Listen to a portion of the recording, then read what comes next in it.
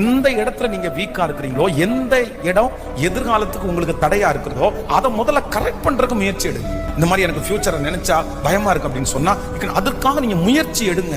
அமைதியா இருக்காதீங்க. நீங்க ஜெபம் பண்ணி போய் ஃபாலோ பண்ணுங்க. எனக்கு எந்த தொழிலும் எனக்கு இல்ல, என் கையில வருமானம் இல்லைன்னு நினைக்கிறீங்களா, என் ஃபியூச்சர் நீங்க அதுக்காக பிரயாசம் எடுங்க. எனக்கு ரொம்ப பலவீனமா இருக்குது, என் உடம்பு சரியில்லை, இப்படி இருந்தா என் ஃபியூச்சர். நான் நம்புறேன், என் உடம்புல இருக்கிற அவயவத்தை எல்லாவற்றையும் படைச்சவர் அவர்.